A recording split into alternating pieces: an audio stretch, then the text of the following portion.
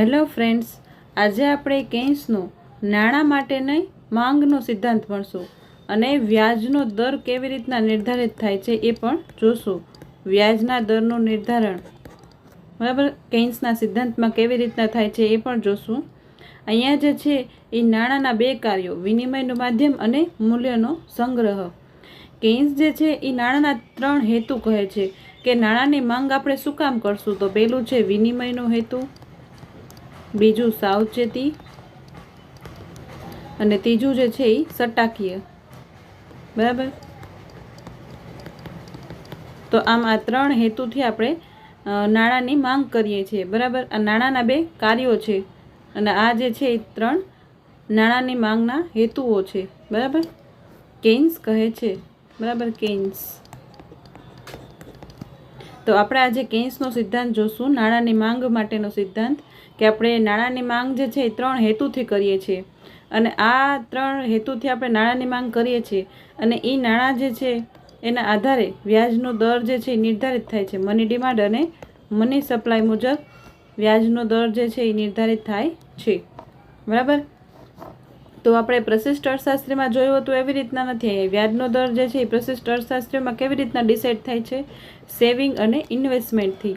પણ અહીંયા જે છે એ કેન્સના સિદ્ધાંતમાં વ્યાજનો દર એ મની ડિમાન્ડ અને મની સપ્લાયથી નિર્ધારિત થાય છે. તો આપણે હવે આ સિદ્ધાંત જોઈએ. તો તરલતા પસંદગી. હવે આ તરલતા, લિક્વિડિટી, એનો અર્થ શું થાય એ પહેલાં સમજી લઈએ આપણે. તો સૌથી પહેલાં તરલતા એટલે શું? તો આપણે એવું નાણું, બરાબર, તરલતા એટલે શું? તો એ એવું નાણું કે જે લિક્વિડ ફોર્મમાં, એટલે આપણે એનો તરત યુઝ કરી શકીએ. જેમ કે મારી ખિસ્સામાં રાખેલા પૈસા છે, મારા પર્સમાં રાખેલા પૈસા છે, એ તરત જે છે હું એનો ઉપયોગ કરી શકું છું. કોઈ પણ વસ્તુ કે સેવા ખરીદવા માટે જે નાણાં એ હું તુરંત ઉપયોગમાં લઈ શકું છું. અથવા તો બેંકમાં કોઈ મેં ડિમાન્ડ ડિપોઝિટ રાખ્યા છે અને હું તરત એટીએમમાંથી એ પૈસા જે છે એ બહાર કાઢી શકું છું. એને તરલતા કહેવાય છે, એને લિક્વિડિટી કહેવાય છે. બરાબર, કે લિક્વિડિટી એટલે શું? કે એવું નાણું કે જે છે આપણે તરત જ વસ્તુ કે સેવાઓ ખરીદવા માટે ઉપયોગમાં લઈ શકીએ. તો હવે આપણે તરલતાને આપણે રોકડ રકમ પણ કહી શકીએ, કે રોકડ સ્વરૂપે. બરાબર, તો અહીંયા તરલતા પસંદગી માટેના હેતુઓ જોઈએ તો નાણાં માટેની વ્યવહારિક માંગ. બરાબર, વ્યવહારિક એટલે આપણે વિનિમયનો હેતુ. બરાબર, આપણે નાણાં જે છે એ વિનિમય માટે વાપરીએ છીએ ને, કે મારે કોઈ વસ્તુ લેવી છે, કોઈ સેવા ખરીદવી છે, તો મારે નાણું જે છે એ ઉપયોગમાં લઈશ. બરાબર, તો અહીંયા જે છે લોકોને દૈનિક જીવનના વ્યવહારો માટે નાણાંની જરૂર પડે છે. આપણે સવારે દૂધ લઈએ તો નાણાં દેવા પડે છે. બરાબર, પછી આપણે કોઈ પણ વસ્તુ જે છે, આપણે સ્કૂલે જઈએ છીએ તો એમાં ફીસ ભરવી પડે છે. એ આપણે સર્વિસ લઈએ છીએ, સ્કૂલની ટીચરની સર્વિસ લઈએ છીએ. બરાબર, ટીચર જે છે એ સ્ટુડન્ટને શીખડાવે છે તો એના માટેની આપણે ફીસ ભરીએ છીએ, એટલે સર્વિસની આપણે સેવાની આપણે પૈસા નાણાં ચૂકવીએ છીએ. બરાબર, એવી રીતના જીવનના વ્યવહારો માટે, આપણે દરેક દૈનિક વ્યવહારો માટે નાણાંની જરૂર પડે છે. આવક જે છે એ સામાન્ય રીતે મહિને એકવાર મળે છે. આપણે આવક જે છે એ મહિને એકવાર મળે છે. 10,000 છે, 20,000 છે, એ મહિને એક જ વાર મળશે. પરંતુ આપણા ખર્ચા તો દરરોજ થતા હોય છે. દરરોજ દૂધ લઈએ છીએ, દરરોજ છાશ લઈએ છીએ, દરરોજ જે છે એ શાકભાજી લઈએ છીએ. એવી રીતના ખર્ચા જે છે એ દરરોજ થતા હોય છે. પણ આવક જે છે એ મહિને એક જ વાર આવે છે. તો આ આવક અને ખર્ચ વચ્ચેના સમયના અંતરને પૂરવા માટે લોકો જે છે એ રોકડ રાખે છે. આપણે રોકડ રકમ શું કામ રાખીએ છીએ? તો રોકડ એટલે તરલતા. બરાબર, રોકડ રકમ આપણે શું કામ રાખીએ છીએ? તો આપણે મહિને એક જ વાર સેલેરી મળે છે. બરાબર, તો એ આવક અને ખર્ચ, આપણે દૈનિક ખર્ચ જે છે એના સમયાંતરને પૂરવા માટે લોકો જે છે એ પોતાની પાસે રોકડ રાખે છે. બધા જ પૈસા બેંકમાં નહીં રાખી દે. સેલેરી આવશે એટલે આપણે થોડાક પૈસા આપણા હાથમાં પણ રાખીએ છીએ. આ રોકડને આપણે એમ પણ કહી શકીએ કે હાથમાં રાખેલું નાણું. બરાબર, કે આપણે હાથ વગર જે પૈસા રાખેલા હોય એ રોકડ કહેવાશે. બરાબર, તો આ માંગ, આવક જે છે એ વાય ઉપર નિર્ધારિત છે. બરાબર, એટલે આપણી વાય એટલે શું? આપણી આવક.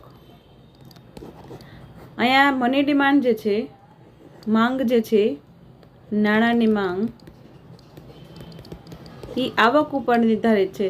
જો મારી આવક વધશે, બરાબર, તો હું વધારે નાણાંની માંગ કરીશ ને, કારણ કે મારે જે છે હવે વધારે વસ્તુ ખરીદવાની ઈચ્છા થશે. મારી સેલેરી વધેલી તો મને જે છે એ વધારે વસ્તુ ખરીદવાની ઈચ્છા થશે, એટલે હું મારા પાસે વધારે ને વધારે નાણું જે છે એ રોકડ સ્વરૂપે રાખવા માંગીશ, એટલે અહીંયા નાણાંની માંગ વધશે, બરાબર. એટલે આ માંગ જે છે એ આવક ઉપર નિર્ધારિત છે. જો મારી આવક વધશે તો હું નાણાંની માંગ વધારીશ, અને જો મારી આવક જે છે એ ઘટશે તો હવે હું કઈક વસ્તુ જે છે એમાં કટોતી કરી નાખીશ, એટલે નાણાંની માંગ જે છે એ ઓછી કરી નાખીશ, બરાબર. એટલે અહીંયા છે વધુ આવક ઇઝ ઇક્વલ ટુ વ્યવહારિક વધારે માંગ. એટલે શું થશે કે જેમ જેમ મારી ઇન્કમ વધશે એમ વિનિમયના હેતુ માટેની મારી નાણાંની માંગ પણ વધશે, બરાબર. તો એને આપણે સૂત્ર સ્વરૂપે જોઈએ તો M1 is equal to L1Y, બરાબર. જ્યાં M1 જે છે એ વ્યવહારિક નાણાંની માંગ છે, આ M1 છે એને ટ્રાન્ઝેક્શન ડિમાન્ડ કહેવાશે, બરાબર. શું કહેવાશે? ટ્રાન્ઝેક્શન ડિમાન્ડ, એટલે કે વિનિમય માટેની નાણાંની માંગ, બરાબર. તો આ M1 છે એ નાણાંની વિનિમયના હેતુથી આપણે નાણાંની માંગ કરીએ છીએ, એ ઇઝ ઇક્વલ ટુ L1Y. એટલે એ જે છે આપણી આવક ઉપર આધારિત છે, કે આપણી આવક વધશે તો આપણે વિનિમય માટેની માંગ પણ વધારી દઈશું, બરાબર. હવે આપણે આગળ જોઈએ તો, અને આ L1 શું છે, બરાબર. અહીંયા તમને પ્રશ્ન થશે કે આ L1 જે છે એ લિક્વિડિટી દર્શાવે છે, કે લિક્વિડિટી એટલે તરલતા, અથવા તો આપણે રોકડ રકમ પણ કહી શકીએ, બરાબર. હવે તરલતા પસંદગીના હેતુઓ, તો કેન્સે જે 3 હેતુઓ દીધા હતા, બરાબર, કે આપણે લિક્વિડિટી શું કામ રાખશું. લિક્વિડિટી એટલે શું, કે રોકડ રકમ આપણા હાથમાં શું કામ રાખશું આપણે, તો આપણે કોઈ સાવચેતીનો હેતુ હોય, કે સાવચેતી, કે અચાનક કોઈ ખર્ચો આવી પડશે, બરાબર. તો સાવચેતી માટે મારે નાણાં જે છે એ પોતાની પાસે હાથ વગા રાખવા પડશે, બરાબર. તો આ પહેલું જે છે એ સાવચેતી, બીજું જે છે એ વિનિમય, એટલે મારે કોઈ પણ નાણાકીય વ્યવહાર કરવા પડશે તો મારે જે છે એ રોકડ રકમ હાથમાં રાખવી પડશે. અને ત્રીજું જોઈએ તો સટ્ટાકીય. સટ્ટાકીય એટલે શું, કે મારે કોઈ પણ પ્રકારના બોન્ડ ખરીદવા છે, શેર ખરીદવા છે, અથવા તો કોઈ ગેમ્બલમાં પાર્ટિસિપેશન કરવું છે, કોઈ રમતમાં, બરાબર. ઓલી સટ્ટાકીય રમત હોય, બરાબર, એની વાત કરું છું, કે સટ્ટાકીય રમત છે એમાં મારે ભાગ લેવો હોય, અથવા તો બોન્ડ ખરીદવા હોય, શેર ખરીદવા હોય, તો પણ મારે મારી પાસે રોકડ નાણું રાખવું પડશે, એનાથી હું આવી રીતના બોન્ડ ખરીદી શકીશ, બરાબર. તો આ 3 હેતુથી આપણે નાણાંની માંગ કરીએ છીએ. આ નાણાંની માંગના 3 હેતુઓ કોને આપેલા છે? કેન્સે આપેલા છે, બરાબર. હવે આપણે અહીંયા આગળ જોઈએ.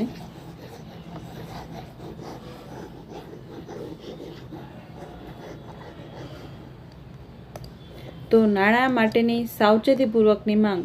તો અનિશ્ચિત ભવિષ્ય સામે રક્ષણ મેળવવા માટે લોકો રોકડ રૂપે નાણાં રાખે છે. અણધારી આકસ્મિકતાઓ જેમ કે બીમારી, અકસ્માત કે અચાનક ખર્ચ માટે રોકડ સંગ્રહ કરવામાં આવે છે. અહીંયા સાવચેતીપૂર્વક નાણાંની માંગ માટેના હેતુઓ દર્શાવેલા છે. પછી જોઈએ તો સટ્ટાકીય માંગ. તો બોન્ડ છે, સિક્યુરિટીઝ છે, ત્યાં બજારમાં ભાવોની વધઘટ દ્વારા સટ્ટાકીય નફો મેળવવાના હેતુથી લોકો જે છે એ રોકડ સ્વરૂપે નાણાં રાખે છે. કે અહીંયા બોન્ડ પ્રાઇસ વધશે, અથવા તો બોન્ડ પ્રાઇસ, અથવા તો સિક્યુરિટીઝના પ્રાઇઝીસ વધશે, બરાબર. એવી રીતના એને સટ્ટાકીય નફો થશે, અથવા તો કોઈ પણ જાતનું કેપિટલ ગેઇન થશે, બરાબર. તો એના માટે જે છે એ નફો એને મેળવવો છે, એના માટે રોકડ સ્વરૂપે નાણાં પોતાની પાસે રાખે છે. એ સટ્ટાકીય માંગનો હેતુ છે, બરાબર. જ્યારે વ્યાજનો દર નીચે હશે ત્યારે સટ્ટાકીય માંગ જે છે એ વધારે હોય છે. એટલે કે જ્યારે ઇન્ટરેસ્ટ રેટ જે છે એ ઓછું હશે ત્યારે એની મની ડિમાન્ડ વધારે હશે. સટ્ટાકીય માટેની, સટ્ટાકીય હેતુની નાણાકીય માંગ, બરાબર. આ કેવી રીતના હશે એ પણ હું તમને આગળ સમજાવીશ, કે કેવી રીતના ઇન્ટરેસ્ટ રેટ જે છે એ ઓછું હોય તો નાણાંની માંગ જે છે એ વધી જાય છે, બરાબર. ઇન્ટરેસ્ટ રેટ ઓછું હશે તો નાણાંની માંગ વધી જશે. એટલે અહીંયા જે છે ઇન્વર્સ રિલેશનશિપ આપણે કહી શકીએ, કે જે નેગેટિવ રિલેશનશિપ છે, કે એક વધશે તો એક ઘટશે, બરાબર. એટલે ઇન્ટરેસ્ટ રેટ વધશે તો નાણાંની માંગ જે છે એ મની ડિમાન્ડ ઘટશે, સ્પેક્યુલેટિવ પર્પસ માટેની. સટ્ટાકીય એટલે સ્પેક્યુલેટિવ. અને અહીંયા ઇન્ટરેસ્ટ રેટ ઘટશે તો મની ડિમાન્ડ વધશે. બરાબર. એ કેવી રીતના આપણે આગળ જોશું. પછીનું આપણે જોઈએ વ્યવહારિક અને સાવચેતીપૂર્વકની માંગ. તો સૌથી પહેલાં આપણે જોઈએ વ્યવહારિક માંગ. તો ટ્રાન્ઝેક્શન ડિમાન્ડ અને સાવચેતીપૂર્વક એટલે પ્રિકોશનરી ડિમાન્ડ, આ બંને જે છે એ વ્યાજ સાથે અસ્થિતિસ્થાપક છે, એટલે ઇન્ટરેસ્ટ ઇનઇલાસ્ટિક છે, એવું કેન્સે કીધું હતું. આ સ્ટેટમેન્ટ જે છે એ કેન્સનું છે. એના પછી બોમેલ આવેલા, બરાબર, બોમેલ અને ટોબિન. આ બંને અર્થશાસ્ત્રીઓએ શું કીધું? એને કીધું કે ટ્રાન્ઝેક્શન ડિમાન્ડ ફોર મની જે છે એ ઇન્ટરેસ્ટ રેટ ઉપર ડિપેન્ડન્ટ છે. બરાબર. અહીંયા કેન્સે કીધું કે ઇન્ટરેસ્ટ રેટ ઉપર ડિપેન્ડન્ટ નથી. ઇનઇલાસ્ટિક એટલે શું? કે એને કોઈ ફરક પડશે નહીં. બરાબર. અહીંયા મની ડિમાન્ડ જે છે ટ્રાન્ઝેક્શનની અથવા તો પ્રિકોશનરી, એને મની ડિમાન્ડ ઇન્ટરેસ્ટ રેટ્સથી કોઈ ફરક પડશે નહીં. એટલે ઇન્ટરેસ્ટ રેટ અહીંયા વધશે કે ઇન્ટરેસ્ટ રેટ ઘટશે તો પણ એમાં કોઈ પણ જાતનું ફેરફાર થશે નહીં. પણ આગળ બોમલ અને ટોબીને શું સમજાવેલું કે મારા પાસે ટ્રાન્ઝેક્શન રૂપે પૈસા જે રહેલા છે કે વિનિમય માટે જે રોકડ મેં હાથમાં રાખેલું છે એ ઇન્ટરેસ્ટ રેટ ઉપર ડિપેન્ડન્ટ છે. એ બોમલ અને ટોબીને સાબિત કરેલું. કે કેવી રીતના? તો આપણે પાસે જે પૈસા હાથમાં રાખેલા એની જગ્યાએ આપણે બેંકમાં મૂકશું તો આપણે બેંકમાં શું મળશે? આપણે એને ઇન્ટરેસ્ટ રેટ મળશે. તો આ બોમલ અને ટોબિન નામના અર્થશાસ્ત્રીઓએ તે સાબિત કર્યું કે આ ટ્રાન્ઝેક્શન એટલે કે આપણે વિનિમય માટે જે નાણાંની માંગ કરીએ છીએ એ ઇન્ટરેસ્ટ રેટ ઉપર ડિપેન્ડન્ટ છે, એટલે વ્યાજના દર ઉપર ડિપેન્ડન્ટ છે. તો કેવી રીતના? તો આપણી પાસે જે સેલેરી આવશે, બરાબર, એ આપણે ટ્રાન્ઝેક્શન માટે ક્યારે લેશું? કે જ્યારે બેંકમાં ઇન્ટરેસ્ટ રેટ જે છે એ ઓછું મળતું હશે. જો બેંકમાં ઇન્ટરેસ્ટ રેટ વધારે મળતું હશે તો આપણે ટ્રાન્ઝેક્શન માટે ઓછા પૈસા લેશું અને બેંકમાં જ પૈસા જે છે એ વધારે રાખશું. બરાબર. કારણ કે આપણે ઇન્ટરેસ્ટ રેટ જે છે એ વધારે મળે છે. n નંબર ઓફ ટ્રીપ કરશું બેંકમાં તો આપણે ટ્રાન્ઝેક્શન ઉપર કેવો ફેરફાર થશે? તો ટૂંકમાં એમ કહીએ તો કેન્સે જે કહ્યું કે આ ટ્રાન્ઝેક્શન મની ડિમાન્ડ એટલે કે વ્યવહારિક માંગ, વિનિમય માટેની માંગ જે છે ઇન્ટરેસ્ટ રેટ ઉપર ડિપેન્ડન્ટ નથી, એટલે ઇન્ટરેસ્ટ રેટ ઇનઇલાસ્ટિક છે. ઇનઇલાસ્ટિક એટલે શું? મેં તમને ઉદાહરણ સાથે સમજાવેલું હતું, ઇલાસ્ટિક અને ઇનઇલાસ્ટિક. તો આ ઇનઇલાસ્ટિક એટલે શું થશે? કે એને આપણે કોઈ ખેંચી શકતા નથી. બરાબર. ઇલાસ્ટિક એટલે શું? જે વસ્તુ આપણે ખેંચી શકીએ. બરાબર. આપણે એમ કે ઇલાસ્ટિક. આ જે છે ઇનઇલાસ્ટિક છે એટલે આપણે ખેંચી શકતા નથી, એટલે સ્થિર રહે છે. આવી રીતના કે ઇન્ટરેસ્ટ રેટ ઉપર ડિપેન્ડન્ટ નથી, એટલે ઇન્ટરેસ્ટ રેટને આપણે ગમે એટલું વધારો ને તમે અથવા તો ઘટાડશો તોય વિનિમયના હેતુ નાણાંની માંગ ઉપર અસર કરશે નહીં, એવું કેન્સનું સ્ટેટમેન્ટ હતું. પણ આગળ જે છે બોમલ અને ટોબીને કીધું કે ના, એ બરાબર નથી. ટ્રાન્ઝેક્શનની મની ડિમાન્ડ જે છે એટલે વિનિમયના હેતુ માટે નાણાંની માંગ છે એ પણ ઇન્ટરેસ્ટ રેટ ઉપર ડિપેન્ડન્ટ છે, એવું બોમલ અને ટોબીને કીધું હતું. એ પરીક્ષામાં પૂછાયેલો ક્વેશ્ચન છે કે ઇન્ટરેસ્ટ રેટ જે છે એ ટ્રાન્ઝેક્શન ઉપર ડિપેન્ડન્ટ છે. એ કયા અર્થશાસ્ત્રીઓએ કીધું હતું? કયા બે અર્થશાસ્ત્રીઓએ? તો એમાં જવાબ આવે છે બોમલ અને ટોબિન નામના અર્થશાસ્ત્રીએ કીધેલું છે. બરાબર. અને ઇન્ટરેસ્ટ રેટ જે છે એ સ્પેક્યુલેશન એટલે કે સટ્ટાકીય નાણાંની માંગ ઉપર ડિપેન્ડન્ટ છે, એ કેન્સે કીધું. બરાબર. કેન્સે એમ કીધું કે ઇન્ટરેસ્ટ રેટ જે છે એના ઉપર ખાલી સ્પેક્યુલેશન એટલે સટ્ટાકીય ડિમાન્ડ જ ડિપેન્ડન્ટ છે. પહેલાં બે નાણાંની માંગના હેતુઓ કીધા કે સાવચેતી અને વિનિમય. એ બંને જે છે એ ઇન્ટરેસ્ટ રેટથી ઇનઇલાસ્ટિક છે, એટલે ઇન્ટરેસ્ટ રેટનો પ્રભાવ નહીં પડે, પણ સટ્ટાકીય માંગ ઉપર ઇન્ટરેસ્ટ રેટનો પ્રભાવ પડશે. આ કેન્સે કીધેલું છે. બરાબર. આ પણ યાદ રાખવાનું કે સટ્ટાકીય માંગ જે છે ઇન્ટરેસ્ટ રેટ ઉપર ડિપેન્ડન્ટ છે. પણ પછી જે છે બોમલ અને ટોબિન નામના અર્થશાસ્ત્રી આવેલા અને એને કીધું કે ના, આ વિનિમયનો હેતુ છે એ ઇન્ટરેસ્ટ રેટ ઉપર ડિપેન્ડન્ટ છે. બરાબર. તો હવે આપણે આગળ જોઈએ કે બંને જે છે એ વ્યાજથી અસ્થિતિસ્થાપક એટલે ઇન્ટરેસ્ટ ઇનઇલાસ્ટિક છે, એટલે કે વ્યાજના દરમાં ફેરફાર થવાથી આ માંગ પ્રભાવિત થતી નથી. પરંતુ આ બંને માંગ આવક સ્થિતિસ્થાપક છે, એટલે ઇન્કમ ઇલાસ્ટિક છે. હવે આ વાત પણ યાદ રાખવાની ખાસ, એ પણ એકવાર સમજાવું તમને કે અહીંયા ઇન્કમ ઇલાસ્ટિક છે. ઇન્કમ ઇલાસ્ટિક એટલે આપણે હમણાં જ સમજ્યું એવી રીતના કે આપણી ઇન્કમ વધશે તો આ વિનિમય માટેની માંગ જે છે એ વધશે, વિનિમય માટેની ડિમાન્ડ જે છે મની ડિમાન્ડ એ વધશે, બરાબર. એટલે વિનિમય અને નાણાંની માંગ એ ઇન્કમ સાથે ઇલાસ્ટિક છે. એટલે જેમ જેમ ઇન્કમ વધશે એમ એમ મની ડિમાન્ડ વધશે. એટલે આ ખાસ યાદ રાખવાનું કે જ્યારે આવકનું પૂછે તો આવક માટે સ્થિતિસ્થાપક છે, પણ વ્યાજના દર માટે અસ્થિતિસ્થાપક છે. આ બે ડિફરન્સ જે છે એ ખાસ યાદ રાખજો. એક્ઝામમાં પૂછાય તો કન્ફ્યુઝ થવાનું નથી, બરાબર. કે ઇન્કમ પૂછે તો ઇન્કમ સાથે ઇલાસ્ટિક છે, અને ઇન્ટરેસ્ટ રેટ પૂછે એટલે કે વ્યાજનો દર તો એમાં ઇનઇલાસ્ટિક, બરાબર. આવક વધશે તો આ હેતુઓ હેઠળ રાખવામાં આવતી રકમ પણ વધે છે. આ બે હેતુઓ હેઠળ રાખવામાં આવતી કુલ રકમ એને આપણે M1 દ્વારા દર્શાવીએ તો આગળ મેં સમજાવેલું હતું એવી રીતના કે M1 is equal to L1 અને Y. એટલે M1 એટલે ટ્રાન્ઝેક્શન ડિમાન્ડ, બરાબર. વ્યવહારિક અને સાવચેતીપૂર્વક હેતુઓ હેઠળ રાખેલી રકમ. એટલે આપણે રોકડ સ્વરૂપે જે રકમ રાખેલી છે એ ફંક્શન છે આપણા ઇન્કમ એટલે કે આવકનું. પાછું આવકનું કયું પોર્શન કે જે આપણે લિક્વિડિટી એટલે રોકડ સ્વરૂપે રાખેલું છે તે, બરાબર.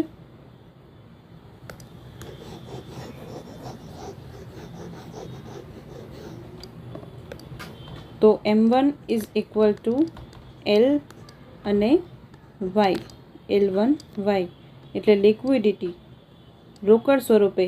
આવકનું જે પોર્શન આપણે રોકડ સ્વરૂપે રાખેલું છે તે એને ટ્રાન્ઝેક્શન પ્લસ પ્રિકોશનરી પર્પઝની મની ડિમાન્ડ કહેવાશે. એટલે કે વિનિમય અને સાવચેતી માટેની નાણાંની માંગ, બરાબર. હવે આપણે આગળ જોઈએ. હવે આપણે સટ્ટાકીય માંગ જોઈએ. આપણે પહેલી બે માંગ જોઈ લીધી, બરાબર. વિનિમય અને સાવચેતી એ બંને જે છે ઇન્કમ ઉપર ઇલાસ્ટિક છે, કે ઇન્કમ વધશે તો એ બંને વધશે, પણ ઇન્ટરેસ્ટ રેટથી ઇનઇલાસ્ટિક છે. આ વાત ખાસ યાદ રાખવાની, બરાબર. હવે આપણે સટ્ટાકીય માંગ જોઈએ એટલે કે સ્પેક્યુલેટિવ મની ડિમાન્ડ. તો કેન્સનો મત શું હતો કે વ્યાજનો દર અને સટ્ટાકીય માંગ વચ્ચે વ્યસ્ત સંબંધ છે. એટલે અહીંયા જે છે લિક્વિડિટી પ્રેફરન્સનો કર્વ જે છે એ આવી રીતના હશે, બરાબર. અહીંયા જે છે લિક્વિડિટી પ્રેફરન્સનો કર્વ જે છે એ આવી રીતના હશે કે જેમ જેમ ઇન્ટરેસ્ટ રેટ વધશે એમ એમ આપણી મની ડિમાન્ડ જે છે એ ઘટશે, અને જેમ જેમ અહીંયા ઇન્ટરેસ્ટ રેટ જે છે એ નીચે જશે ઘટશે તો એમ આપણી મની ડિમાન્ડ જે છે એ વધી જશે, બરાબર. કે ઊંચો વ્યાજનો દર અને ઓછી સટ્ટાકીય માંગ, અને નીચો વ્યાજનો દર તો વધુ સટ્ટાકીય માંગ. અને એને આપણે M2 તરીકે દર્શાવી શકીએ કે M2 is equal to L2. અને અહીંયા શું આવશે? R એટલે શું આવશે? Interest rate. પહેલાં આપણે શું હતું? L1 અને ઇન્કમ સાથે, પણ અહીંયા કેન્સે શું કીધું કે આ સટ્ટાકીય માંગ જે છે એ વ્યાજના દર ઉપર નિર્ધારિત છે. તો વ્યાજનો દરને આપણે R તરીકે દર્શાવેલો છે. તો એ M2 એટલે કે સટ્ટાકીય માંગ જે છે એ વ્યાજના દર ઉપર નિર્ધારિત છે. અને વ્યાજનો દર સાથેનો કેવો સંબંધ છે? ઇન્વર્સ રિલેશનશિપ છે. વ્યાજનો દર વધશે તો મની ડિમાન્ડ ઘટશે, અને વ્યાજનો દર ઘટશે તો મની ડિમાન્ડ વધશે, બરાબર. આ વસ્તુ ખાસ યાદ રાખવાની.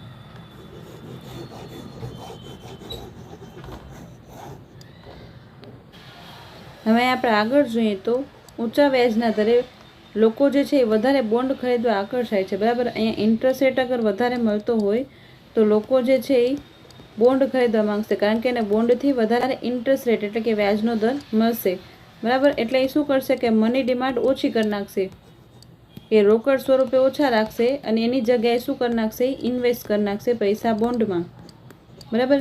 એટલે ઇન્ટરેસ્ટ રેટ વધારે હશે તો મની ડિમાન્ડ રોકડ સ્વરૂપે આપણે ઓછા પૈસા રાખશું. એટલે આવી રીતના જે બંને વચ્ચે નેગેટિવ રિલેશનશિપ છે. ઊંચા વ્યાજના દરે આપણે બોન્ડ ખરીદવા એ વધારે આકર્ષક લાગે છે, તેથી આપણે ઓછા રોકડ રાખશું અને બોન્ડ વધારે ખરીદી લઈશું. અને જો વ્યાજનો દર નીચો હશે તો આપણે રોકડ રાખવી વધારે સારી સમજશું, એને આપણે પ્રાધાન્ય આપશું, બરાબર. કારણ કે આપણે ઇન્ટરેસ્ટ રેટ ઓછું મળે છે તો હવે આપણે બોન્ડમાં ઇન્વેસ્ટ કરશું ને, એની જગ્યાએ આપણા પાસે રોકડ સ્વરૂપે હાથમાં રાખશું. આગળ જે છે ઇન્ટરેસ્ટ રેટ વધશે તો આપણે પાછું ઇન્વેસ્ટ કરી નાખશું, બરાબર, બોન્ડમાં. હવે આપણે આગળ જોઈએ. હવે આપણે તરલતા પસંદગી વક્ર એટલે કે લિક્વિડિટી પ્રેફરન્સ કર્વ જોઈએ તો એ આવી રીતના નીચે તરફ ઢળતો કર્વ હશે, બરાબર. અહીંયા ઇન્ટરેસ્ટ રેટ આપેલું છે અને અહીંયા અમાઉન્ટ ઓફ મની આપેલું છે. એટલે કે ઊભી અક્ષિસ વાય અક્ષિસ ઉપર વ્યાજનો દર છે અને આડી અક્ષિસ ઉપર નાણાંની રકમ દર્શાવેલી છે.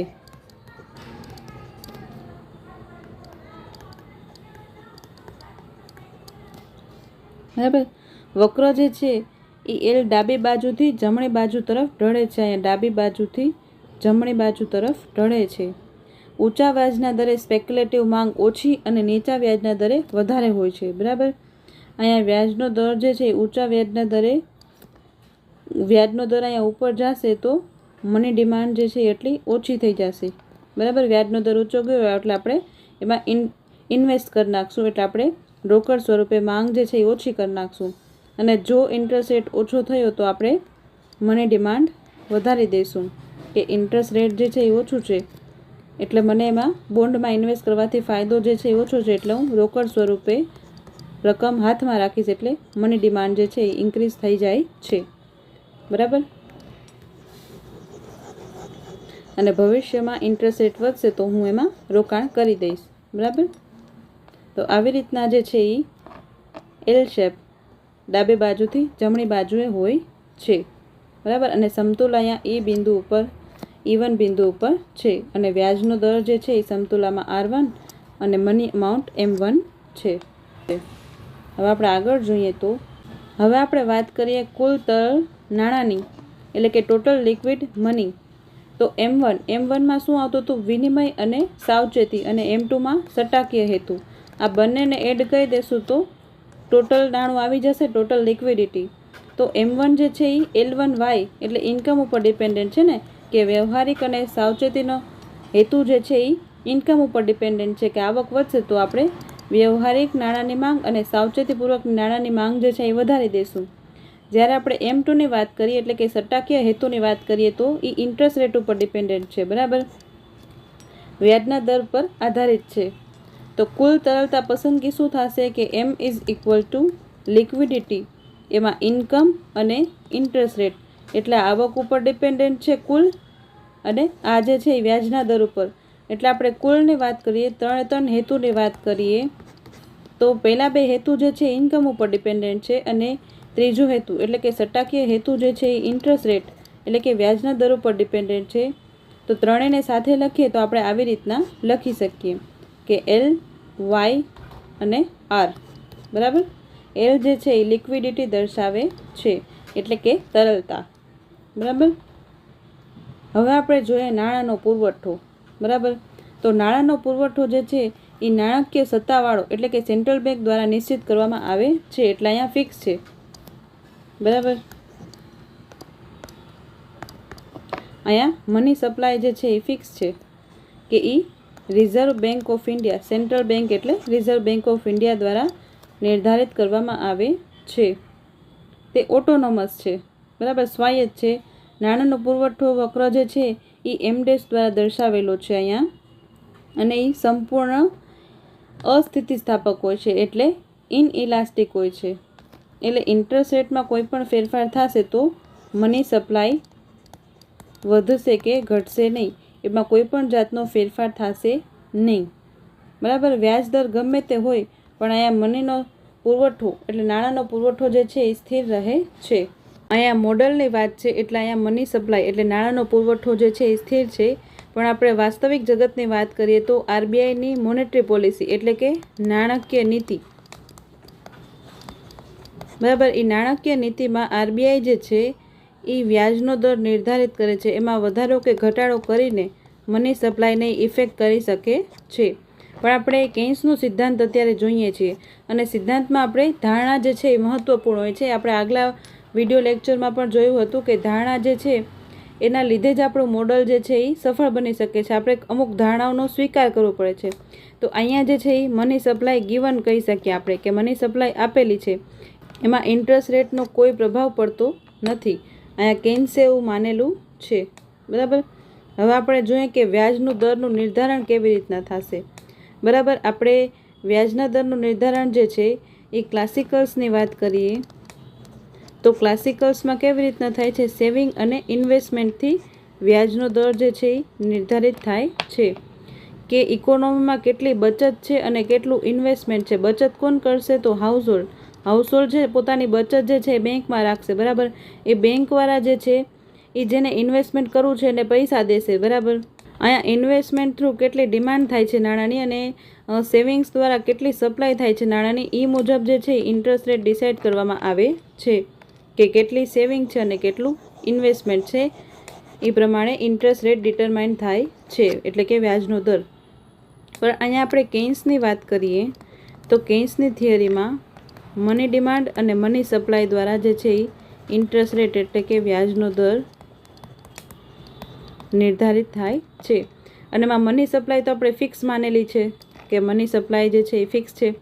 અને અહીંયા મની ડિમાન્ડ એટલે આપણે લિક્વિડિટી પ્રેફરન્સ કર્વ જોયો ને હમણાં, એવી રીતના લિક્વિડિટી પ્રેફરન્સ કર્વ, કે ઇન્ટરેસ્ટ રેટ સાથે જે ઇલાસ્ટિક છે, એટલે કયું પર્પઝ જે છે ઇન્ટરેસ્ટ રેટ સાથે ઇલાસ્ટિક હતું? તો સટ્ટાકીય માંગ. તો અહીંયા જે છે કેન્સે સટ્ટાકીય માંગની વાત કરેલી છે કે જે ઇન્ટરેસ્ટ રેટ ઉપર ડિપેન્ડન્ટ છે. પહેલા બે હેતુ જે છે, વિનિમયનો હેતુ અને સાવચેતીનો હેતુ, એ ઇન્કમ ઉપર ડિપેન્ડન્ટ છે પણ ઇન્ટરેસ્ટ રેટ ઉપર ડિપેન્ડન્ટ નથી. એટલે ત્યાં વ્યાજના દરનું નિર્ધારણ કેવી રીતના થશે કે ઇન્ટરેસ્ટ રેટ ઉપર ડિપેન્ડન્ટ નથી. એટલે અહીંયા સટ્ટાકીય હેતુ જે છે એ ઇન્ટરેસ્ટ રેટ ઉપર ડિપેન્ડન્ટ છે, તો એના દ્વારા જે છે એ વ્યાજના દરનું નિર્ધારણ થશે. બરાબર.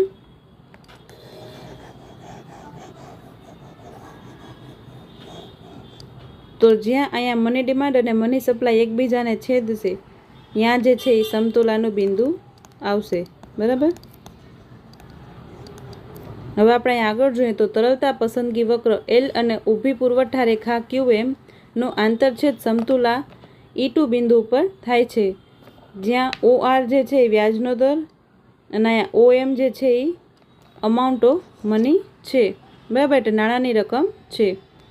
અને હવે સમતુલાના બિંદુઓ આ E1 અને E3 ની વાત કરીએ તો એ અનુક્રમે R1, અહીંયા E1 જે છે એ R1 અને E3 જે છે એ R3. બરાબર. એવી રીતના વ્યાજનો દર અને નાણાંની રકમ M1 અને M3 ઉપર સૂચવે છે સમતુલાનું બિંદુ. આ ત્રણેય હવે આપણે આગળ જોઈએ. બરાબર.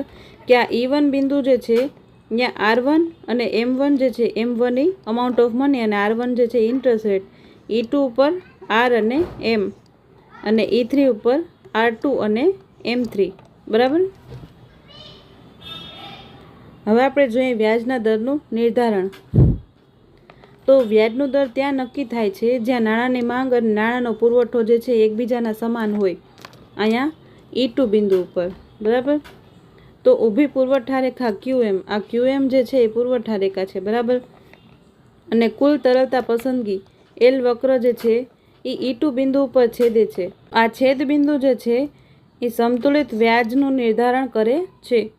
કે આ E બિંદુ છે, E2 બિંદુ, ત્યાં આ મની ડિમાન્ડ અને આ મની સપ્લાય એ બંને છેદે છે, તો ત્યાં જે છે એ વ્યાજનો દર નક્કી થાય છે. બરાબર. R બિંદુ વ્યાજનો દર નક્કી થાય છે. હવે આપણે E2 ની વાત કરીએ તો E2 સમતુલા બિંદુ જ્યાં નાણાંની માંગ ઇઝ ઇક્વલ ટુ નાણાંનો કુલ પુરવઠો એ બંને સમાન છે. બરાબર. એટલે નાણાંની કુલ માંગ શું હતું કે M is equal to L Y અને R, અને અહીંયા નાણાંનો પુરવઠો શું છે તો કે QM. એ બંને જે છે એ સમાન છે. અહીંયા OR ઇન્ટરેસ્ટ રેટ એટલે કે વ્યાજનો દર નિર્ધારિત થાય છે. બરાબર. હવે આપણે જોઈએ E1 પરિસ્થિતિ અને E3 પરિસ્થિતિ. તો આ E1 પરિસ્થિતિઓ પર શું થાય છે કે જ્યારે નાણાંનો પુરવઠો OM અને નાણાંની માંગ OM1 કરતાં વધારે હોય છે ત્યારે લોકો વધારાની રોકડ ધરાવે છે આ સ્થિતિમાં લોકો બોન્ડ ખરીદવા પ્રેરાય છે, જેથી બોન્ડની કિંમત વધે છે અને વ્યાજ દર ઘટીને OR સુધી આવી જાય છે. હવે આપણે અહીંયા આકૃતિમાં જોઈએ તો હવે આપણે વાત કરીએ E1 અને E3 બિંદુની. તો એમાં શું થશે કે અહીંયા આ ડિમાન્ડ વક્ર છે એ પાછળ છે ને સપ્લાય આગળ છે, એટલે મની ડિમાન્ડ જે છે એ ઓછી છે અને મની સપ્લાય જે છે એ વધારે છે. મની સપ્લાય વધારે છે એટલે લોકો પાસે રોકડ સ્વરૂપે હાથમાં વધારે પૈસા છે. વધારે પૈસા છે તો હવે શું થશે કે લોકો જે છે એ બોન્ડમાં ઇન્વેસ્ટ કરવા માંગશે. બરાબર, બોન્ડમાં ઇન્વેસ્ટ કરવા માંગશે એટલે બોન્ડની પ્રાઇસ જે છે એ વધી જશે. વધારે લોકો અહીંયા જશે તો શું થશે, એની પ્રાઇસ વધી જશે અને પ્રાઇસ વધી જશે એટલે એનું ઇન્ટરેસ્ટ રેટ ઓછું થઈ જશે. એટલે અહીંયા ઇન્ટરેસ્ટ રેટ જે છે એ ઘટે છે અહીંયા. બરાબર, એટલે અહીંયા સમતુલામાં E2 ઉપર આવી જશે. બરાબર, હવે આપણે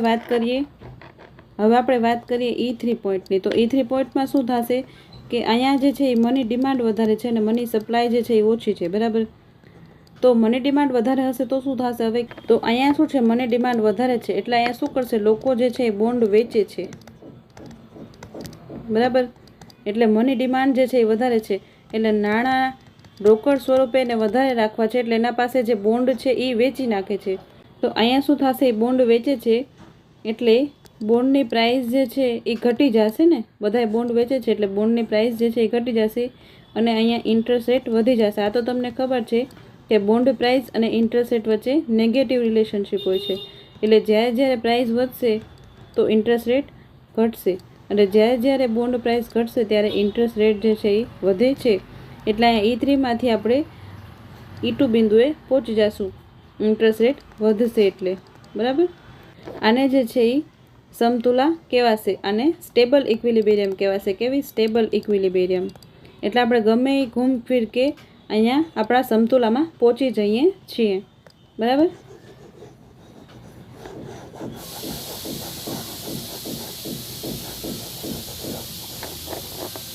હજી તમને એકવાર સમજાવી દઉં કે આ E1 બિંદુ ઉપર શું છે કે મની સપ્લાય વધારે છે મની ડિમાન્ડ કરતાં. આ સપ્લાય વધારે છે ને, આ ડિમાન્ડ ઓછી છે. બરાબર, તો અહીંયા શું થશે કે રોકડ લોકોના હાથમાં વધારે છે. રોકડ વધારે છે એટલે એ શું કરશે કે બોન્ડ ખરીદશે. બરાબર, તો હવેના પ્રાઇસ જે છે એ વધી જશે અને ઇન્ટરેસ્ટ રેટ જે છે એ ઓછું થઈ જશે. બરાબર, મેં તમને કીધું એવી રીતના કે બોન્ડ પ્રાઇસ અને ઇન્ટરેસ્ટ રેટ વચ્ચે નેગેટિવ રિલેશનશિપ છે. જો આ વધશે તો આ ઘટશે અને જો આ ઘટશે તો આ વધશે. બરાબર, તો અહીંયા જે છે એ લોકો બોન્ડ ખરીદશે તો બોન્ડની પ્રાઇસ જે છે એ વધશે અને ઇન્ટરેસ્ટ રેટ ઘટશે. એટલે અહીંયા ઇન્ટરેસ્ટ રેટ અગર ઘટશે તો એ પાછું સમતુલામાં આવી જશે. હવે આપણે બીજી પરિસ્થિતિની વાત કરીએ તો બીજી પરિસ્થિતિમાં શું છે અહીંયા E3માં કે આ મની ડિમાન્ડ વધારે છે. મની સપ્લાય કરતાં.